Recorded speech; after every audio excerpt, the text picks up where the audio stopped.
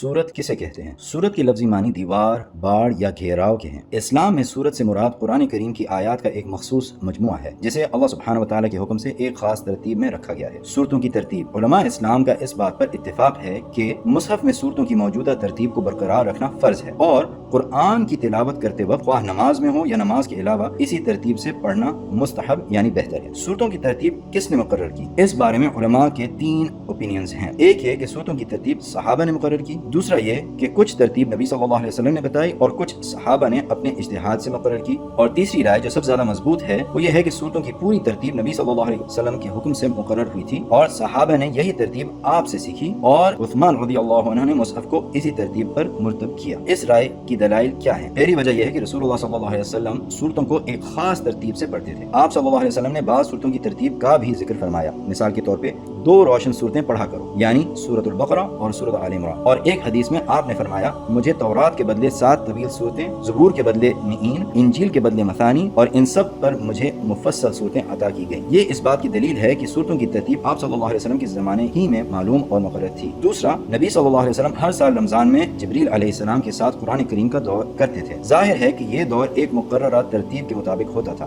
زید بن ثابت رضی اللہ عنہ اس آخری دور کی گواہ تھے، اس لیے جب عثمان رضی اللہ عنہ نے قرآن کریم کو ایک مصحف میں جمع کروایا تو زید بن ثابت نے اسی ترتیب کو اختیار کیا۔ تیسری وجہ، کسی بھی صحابی نے اس ترتیب پر اعتراض نہیں کیا۔ اگر یہ ترتیب درست نہ ہوتی تو یقیناً صحابہ اکرام اس پر اعتراض کرتے، لیکن کسی نے بھی اعتراض نہیں کیا۔ یہ ان کے اجماع کی دلیل ہے۔ چوتھی اور سب سے مضبوط دلیل حذیفہ الثقفی کی روایت سے ہے کہ انہوں نے نبی صلی اللہ علیہ وسلم کی زندگی ہی میں صحابہ سے پوچھا آپ لوگ قرآن کو کس طرح تقسیم کر کے پڑھتے ہیں؟ انہوں نے جواب دیا پہلے 3 صورتیں، پھر 5، پھر 7، پھر 9، پھر 11 اور پھر سورہ قاف سے آخر قرآن تک مفصل صورتیں۔ اس سے معلوم ہوتا ہے کہ صحابہ نبی صلی اللہ علیہ وسلم کی زندگی ہی میں صورتوں کی موجودہ ترتیب کو جانتے تھے اور اسی ترتیب سے ایک ہفتے میں پورا قرآن ختم کیا کرتے تھے۔ قرآن میں صورتوں کی تعداد، جمہور علماء کے نزدیک قرآن کریم میں 114 صورتیں ہیں، البتہ ایک مائنورٹی اوپینین یہ ہے کہ قرآن میں 113 صورتیں ہیں کیونکہ ان کے نزدیک سورۃ الانفال اور سورۃ توبہ دراصل ایک ہی صورت ہیں، 2 الگ الگ صورتیں نہیں۔ صورتوں کے نام، جہاں تک صورتوں کے ناموں کا تعلق ہے ان میں سے بہت سے نام نبی صلی اللہ علیہ وسلم نے خود مختلف احادیث میں بیان فرمائے ہیں، جیسے سورۃ البقرہ، سورۃ آل عمران اور سورۃ الکہف۔ البتہ تمام صورتوں کے نام احادیث میں مذکور نہیں ہیں، بعض صورتوں کے نام ہم سے